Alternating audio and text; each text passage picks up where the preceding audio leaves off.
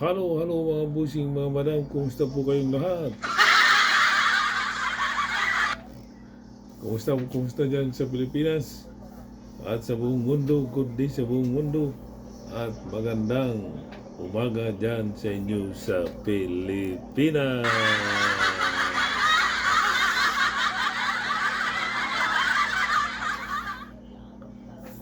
Okay, alam kong sabik na kayong ha?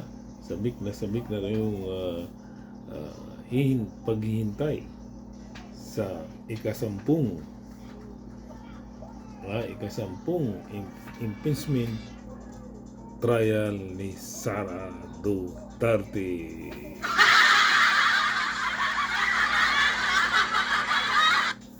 Okay. Okay, pag-uusapan natin to si Ruben Padilla, mga busing, mga bala. Kasi ito, lumabas na naman ang katalinuhan ng ating mabuti at mahal na senador na walang iba kundi si Ruben Padilla.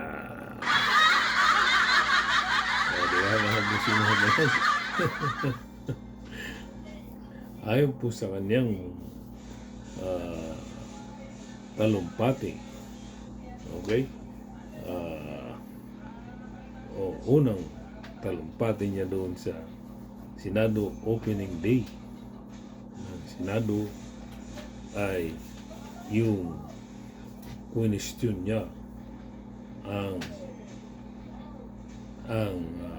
plano ng ating mahal na Pangulo tungkol yung question niya ay tungkol sa space rocket ng project ng ating mahal na Pangulo.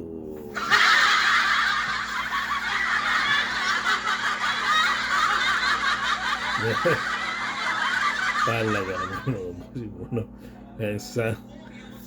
diba?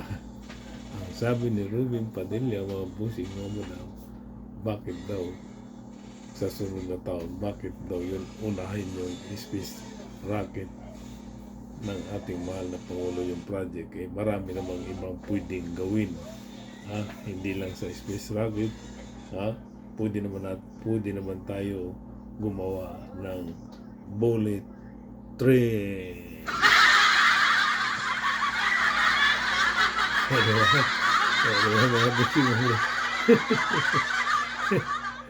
Talaga naman.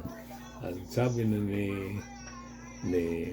buting senador, ang sabi niya, imbis na gagawa tayo ng space rocket papunta ng Himpapawid, bakit na lang hindi tayo gagawa ng bullet train?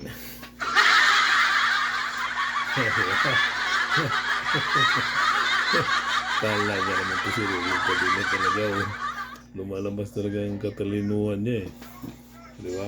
Alam mo mga busing, mga madam, kapag gusto mong gumawa ng bullet train, malaki pong kwan yan anong tawag nito, problema, madali na problema, kasi marami kang babanggain na mga tao dyan, hindi lang mga malalait na tao kundi malalaking tao pa, kasi nga yung tinatawag na pag gumawa ka ng bullet train, so nandyan na yung marami kang masasagasaan, like yung right of way.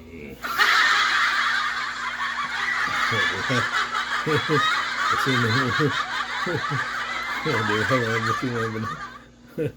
kasi pag gumawa ka ng bullet train, kasi maraming pinagdadaanan yun pwedeng dumaan sa subdivision o diba, pwedeng dumaan sa mall, o kasi pwedeng dumaan sa university, sa mga school, sa mga palayan. So yan lahat yan ay tinatawag na right of way. So kailangan mapa-uum mo yan sila, kasi nga kailangan mabayaran mo yan sila sa tamang presyo o halaga ng right of way nila Robin Padilla.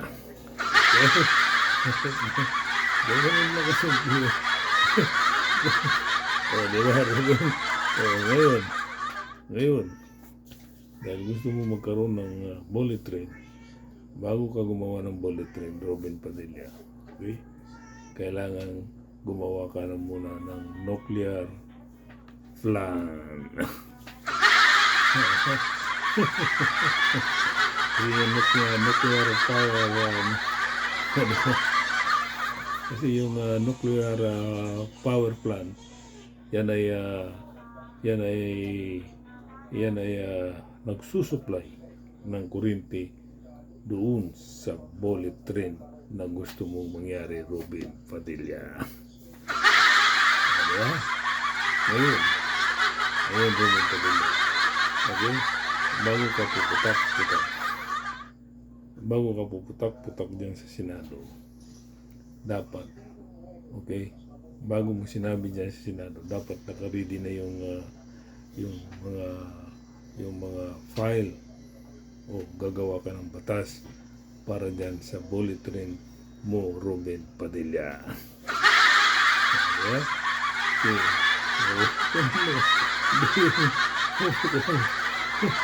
Hindi yung puro ka lang sa gis hindi naman wala ka naman plano. Puro ko lang salita pero walang plano. Kailangan may plano. Gumawa ka ng batas para dyan sa bullet train mo. Diba? Ngayon, dahil gusto mo gumawa ng diba? Samantala yung plano ng ating mahal na Pangulo na space rocket, ayun ay wala nang hindi na kailangan ng right of way. Kasi palipad papuntang langit, papuntang himpapawid. So wala nang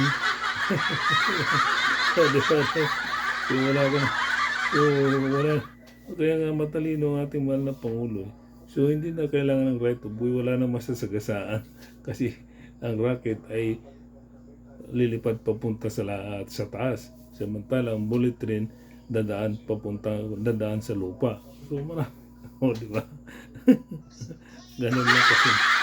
Di ba, Robin Padilla? So talagang utak nito ni Robin Padilla. Di ba mga busing mo na? Di ba? Ngayon, Robin, dahil sa gusto mong magkaroon ng bullet train, so gagawa ka ng gawa ka ng batas dyan, tapos gagawa ka rin ng batas dyan sa nuclear power plant, kasi nga yung nuclear power plant, ayan yung nagbibigay ng supply, kuryente sa bullet train. Ang problema ngayon, ito mga busing mga bana. Kasi ang nuclear power plant, yan po ay napakadelikado. Delikado po yan kasi nga mostly yan nuclear power plant, mostly yan ay hazard yan, hazardous yan . So kunting pagkakamali lang maraming anong tawag nito, yung kalusugan ng mga tao sa nuclear power plant. Pag sumipyat sila dyan, maraming maapektuhan ng mga tao. So kailangan quality ang paggawa ng nuclear power plant, Robin Padilla. Ganun lang. Pangalawa, Robin Padilla. Pangalawa. Diba? Pangalawa.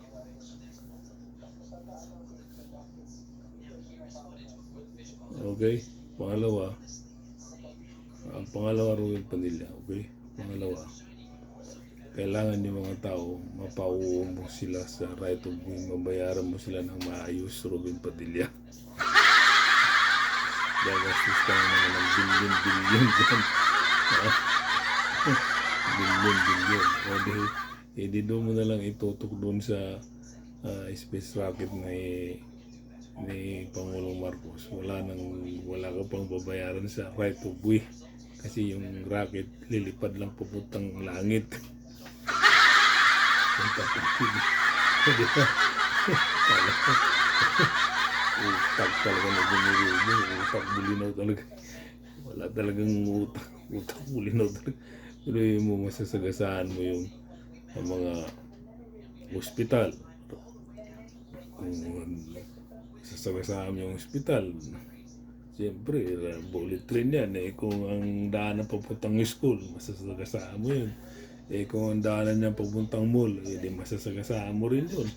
So, ang dami mong babayaran, bilyon. Harap pa dili. Kaya, hindi mo alam ang mga pinagsasabi mo. Hindi mo alam ang mga pinagsasabi mo. Kaya, para gawin mo, matulog ka ng maayos. Paggising mo, Ruben Padilla, matulog ka ng maayos. Para paggising mo, malimpungatan ka at sabi mo mukhang mali yata yung mga pinagsasabi ko doon sa Senado, ah. Di ba? Ganun lang siya. Di ba? Mukhang mali yata yun, ah. Bakit ko nasabi yun? Tama nga pala, kailangan pa ng batas pa yun. Kailangan gumawa pa pala ako ng batas. At kailangan pa gagawa rin ako ng batas para sa nuclear power plant. Di ba rin? Paso yung utak bulinaw. Okay, hanggang dito na lang po mga bossing mo. Maraming salamat po. Kinuha ko lang po ito si Ruben. Dinibang ko lang to. Okay, maraming salamat. Bye-bye. Ang kape pa na sa inyo. Peace.